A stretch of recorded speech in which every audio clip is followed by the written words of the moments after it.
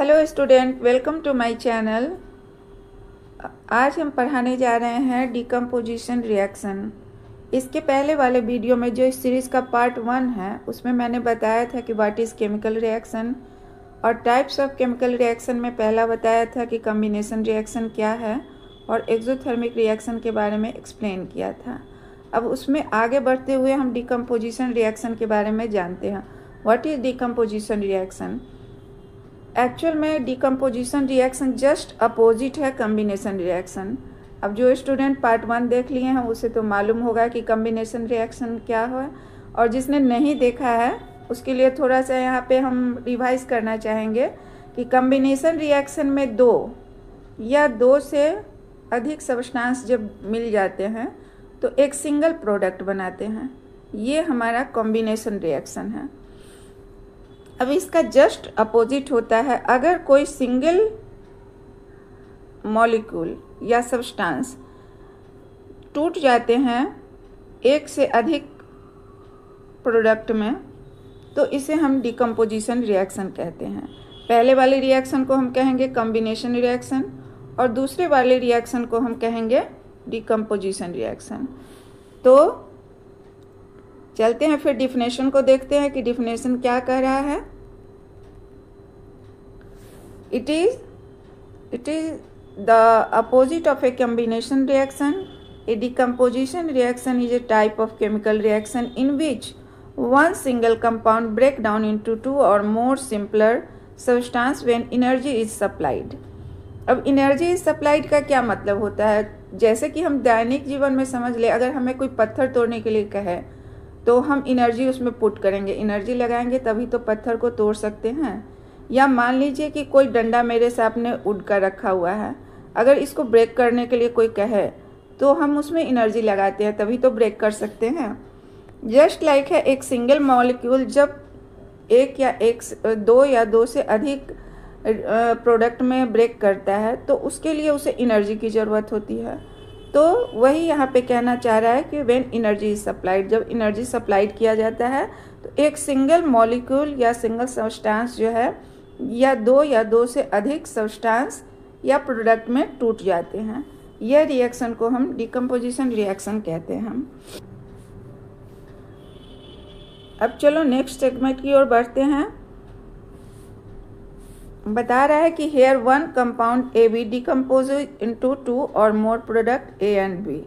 तो क्लियर हो गया होगा कि कॉम्बिनेशन रिएक्शन में दो या दो से अधिक सब्सटेंस जब मिलते हैं तो एक सिंगल प्रोडक्ट देता है, जबकि डिकम्पोजिशन रिएक्शन में एक ही मॉलिक्यूल दो या दो से अधिक प्रोडक्ट में टूट जाते हैं। अब एनर्जी रिक्वायरमेंट, इसे एनर्जी कहाँ से मिलती है इस मॉलिक्यूल को? तो वह एनर्जी हीट के फॉर्म में हो सकता है, इलेक्ट्रिकल करंट के रूप में हो सकता है और लाइट के रूप में हो सकता है। अगर हीट के रूप में एनर्जी प्राप्त करता है तो उसे हम थर्मल डिकम्पोजिशन कहते हैं। यदि इलेक्ट्रिसिटी के रूप में अगर उसे एनर्जी गेन करता है तो उसे इलेक्ट्रोलाइटिक डिकम्पोजिशन कहते हैं। या लाइट के रूप में अगर वो एनर्जी गेन करता है, एब्जॉर्ब करता है कहने का मतलब, तो उसे हम फोटोकेमिकल डिकम्पोजिशन कहते हैं।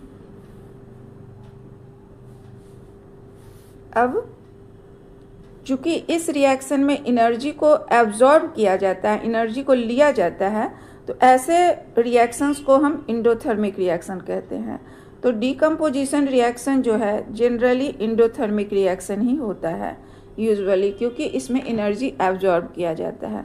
तो वैसे केमिकल इक्वेशन या केमिकल रिएक्शन जिसमें एनर्जी एब्जॉर्ब किया जाता है उसे हम एंडोथर्मिक रिएक्शन कहते हैं।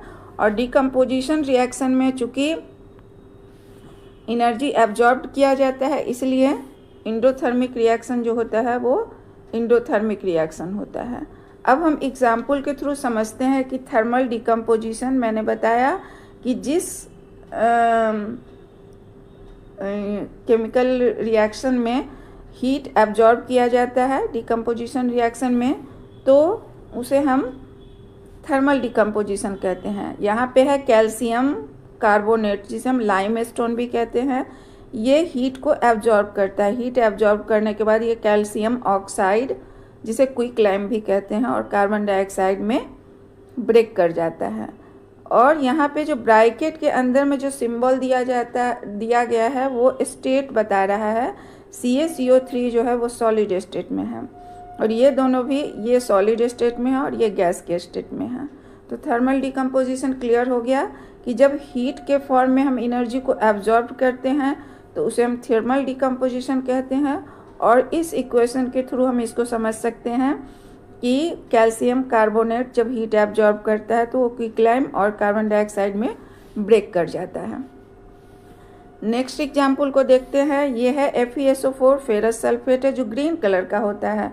जब ये हीट एब्जॉर्ब करता है तो ये फेरिक क्लोर ऑक्साइड और SO2 और SO3 बनाता है।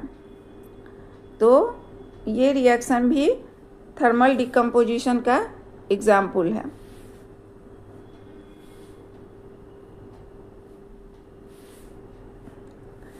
और लीड नाइट्रेट जो होता है वो जब हीट एब्जॉर्ब कर लेता है तो वो PbO और नाइट्रोजन डाइऑक्साइड और ऑक्सीजन में ब्रेक कर जाता है। तो ये तीनों जो है वो एक्चुअल में थर्मल डिकम्पोजिशन का एग्जाम्पल है और इसे हम इस तरह के केमिकल इक्वेशन में लिख सकते हैं। अब हम इलेक्ट्रोलाइटिक डिकम्पोजिशन को देखते हैं। इसमें जो एनर्जी एब्जॉर्ब होती है वो इलेक्ट्रिसिटी के रूप में होती है। तो water decomposes into hydrogen and oxygen using electricity. जब इलेक्ट्रिसिटी को प्रवाहित किया जाता है वाटर में तो वाटर जो है वो ब्रेक कर जाता है हाइड्रोजन एंड ऑक्सीजन में। तो यह एग्जाम्पल है इलेक्ट्रोलाइटिक डिकम्पोजिशन का। What is photochemical decomposition? Photochemical decomposition के बारे में मैंने बताया, जब एनर्जी लाइट के रूप में एब्जॉर्ब होता है तो उसे हम फोटोकेमिकल डिकम्पोजिशन कहते हैं।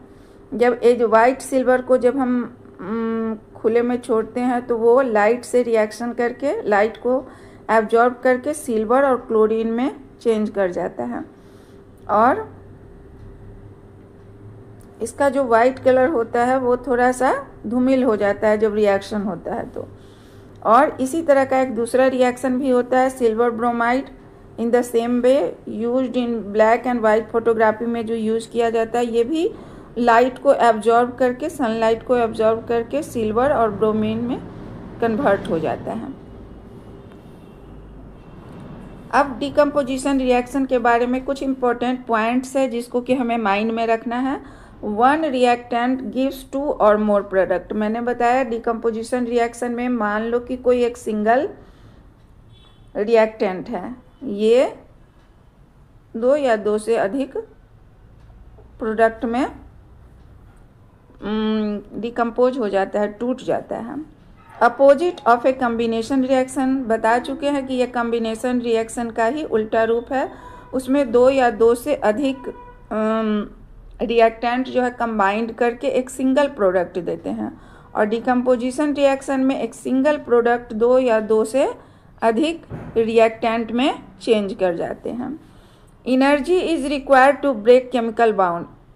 हमारा जो रिएक्टेंट है उसके बीच कुछ केमिकल बाउंड होंगे, उस केमिकल बाउंड को ब्रेक करने के लिए हमें एनर्जी की ज़रूरत होती है। तो एनर्जी को हम एब्जॉर्ब किस रूप में कर सकते हैं?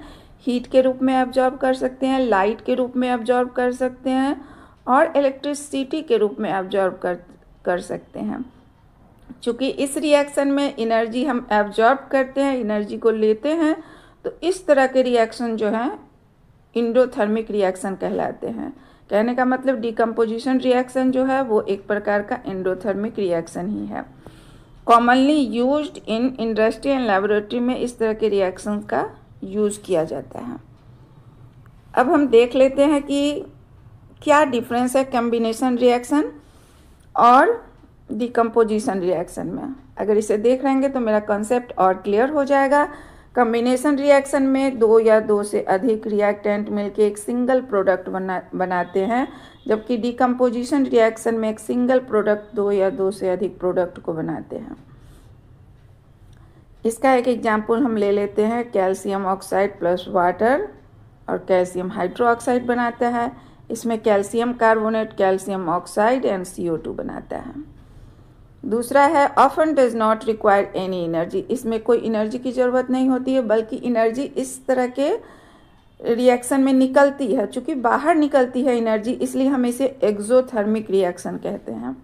Often require heat and light electricity, इसमें हीट लाइट इलेक्ट्रिसिटी की ज़रूरत पड़ती है, इसे एब्जॉर्ब किया जाता है, तभी एक सिंगल मॉलिक्यूल डिफरेंट टाइप के प्रोडक्ट में कन्वर्ट होता है। तो इसमें एनर्जी की ज़रूरत होती है। चूँकि एनर्जी एब्जॉर्ब होती है, इसलिए इस टाइप के रिएक्शन को हम एंडोथर्मिक रिएक्शन कहते हैं।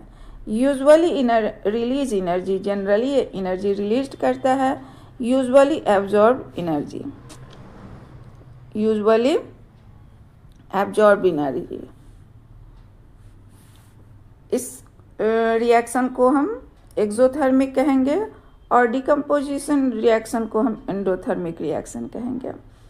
तो डिकम्पोजिशन रिएक्शन को हम बहुत अच्छे तरीके से समझ लिए हैं और मुझे लगता है कि ये कंसेप्ट क्लियर हो गया होगा। अगर कोई प्रकार का प्रॉब्लम हो, किसी तरह का अगर डाउट हो, कमेंट सेक्शन में पूछ सकते हो। नेक्स्ट वीडियो में मैं एक्सप्लेन करने जा रही हूँ displacement reaction and double displacement reaction.